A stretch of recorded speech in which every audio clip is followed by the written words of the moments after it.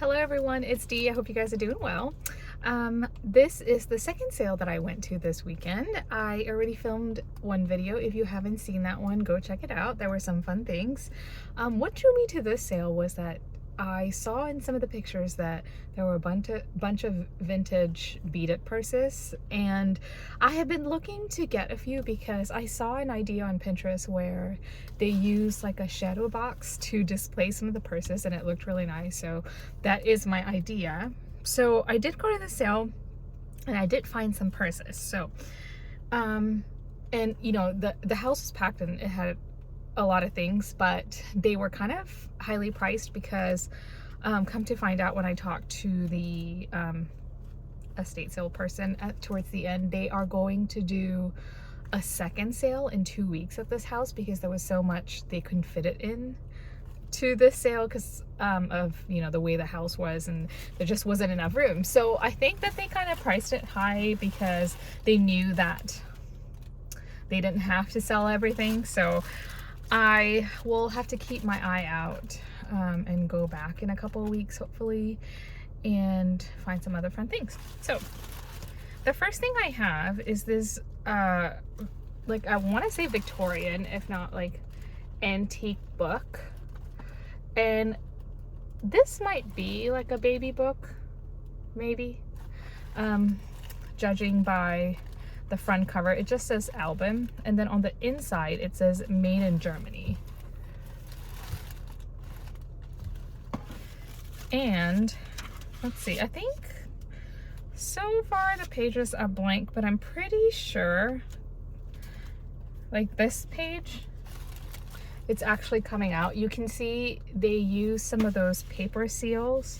Let me just take this page out and show you the inside. So it's definitely antique. The date on the bottom right here, it says May 20th 1905, and the handwriting is absolutely beautiful. Let's see, so I think maybe that is it, but I can tell that some of the pages have come loose and they might have just fallen out. So we have this one, and then there's this one kind of similar, but not, the cover isn't as nice as the other one. Let's see, there is a date on here. It's kind of hard to see. February 26, 1906. I'll show you guys. It might be hard to read there on the bottom. And this has more pages, but they are coming out.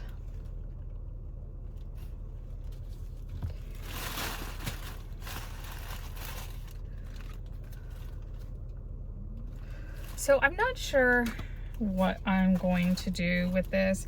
Initially I thought that because I have some of these antique seals and I've been looking for a way to display them, I thought maybe I could use one of these albums to display them.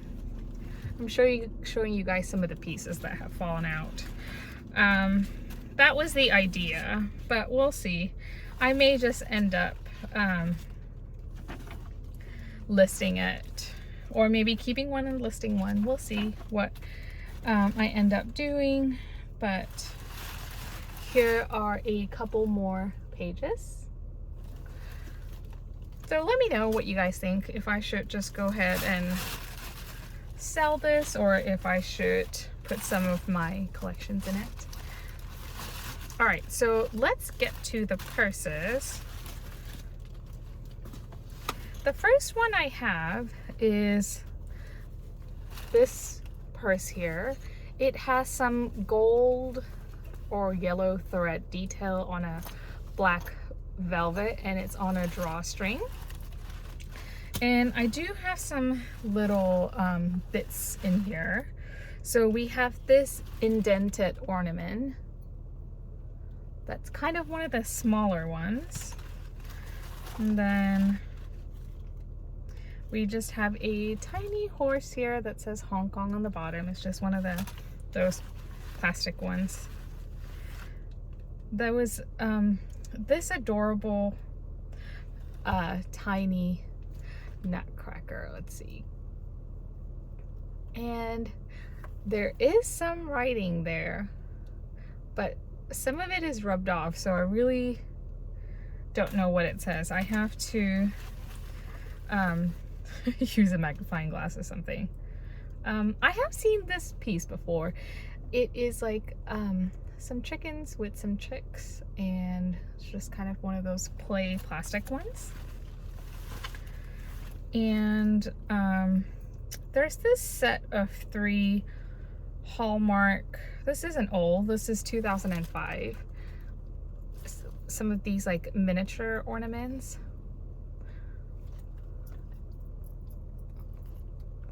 So there's a set of 3 of those.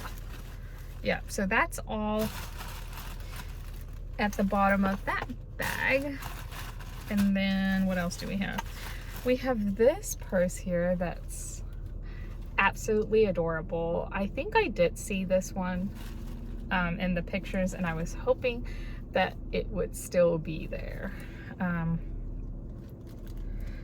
do I open this? So it looks like that inside, and in this little pocket here there is a little mirror.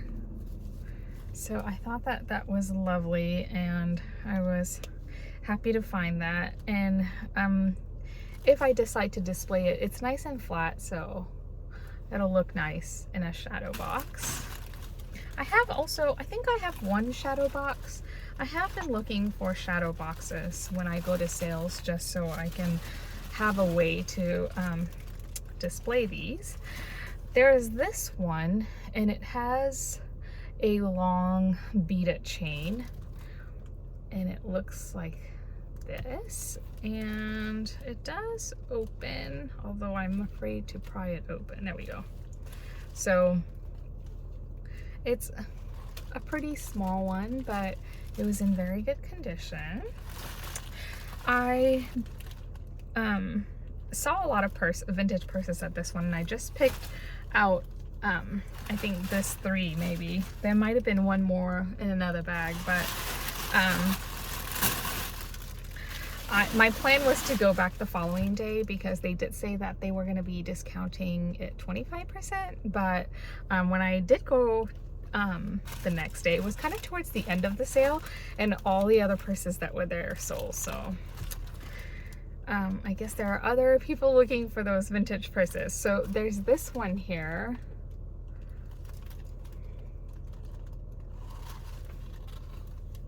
I wish I knew enough about them to date these. So if any of you out there know about vintage purses, let me know what you think about, like, as far as like time period for these purses, because I'm not sure. I want to say 50s, 60s maybe, but I don't know. This is another easy one to hang just because of the way the shape is.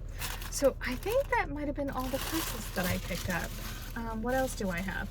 I have this vintage, I think it's Dr. Seuss. It is very old, and it's stained, but I think that if I remember correctly, I did look this up at the sale. It's from 1939, and it was selling for over $100 if I'm not mistaken. So I'm hoping that it does. I don't know if you guys remember, but some time ago, some of the Dr. Seuss books were not going to be reprinted anymore because of some of the things that were in the books, I guess. And I don't know if that's one of the books. But anyway, it's a book from 1939. So either way, I feel like people are going to be looking for that. I do have some more things, so I will be right back. So I just have a couple more things here. The first is this 1956 Napco made in Japan salt and pepper shaker, and it is completely broken. we have this piece right here, and I think the pair of them are supposed to say Noel, if I'm not mistaken. I don't know what the original looked like, so. But my idea was to craft with these, so hopefully I can find a way to make that happen, because unfortunately it was or it is in really bad shape. So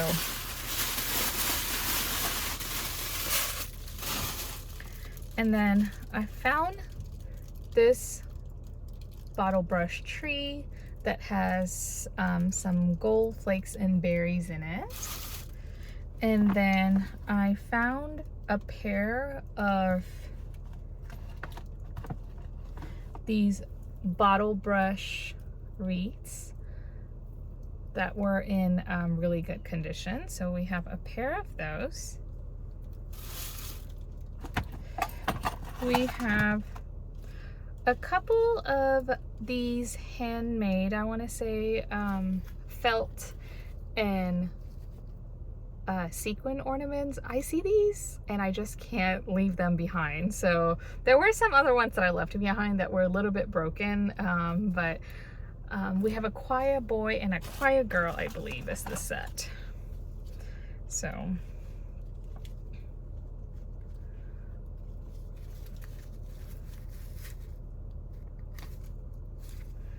does it have a marking? Yeah, I don't think there is a marking. So this might have been like one of those kits that you can get to make. We have this Scotch tape tin that I found. And we have a couple of small figurines. This one says Bug House Japan on the bottom. This one does not. There's a frog and a skunk, and that's what the sticker looks like on that one. And this one, no marking, no stickers. And then there was this adorable tea house strainer. So it says, let's see, tea on the roof, and then it opens up here and you would put in your tea and strain it. And I just thought that that was adorable and could be good for crafting. And then the last thing that I found is this Holt Howard piece. This is the piece that goes on the inside, and let's see, I believe this is the bottom.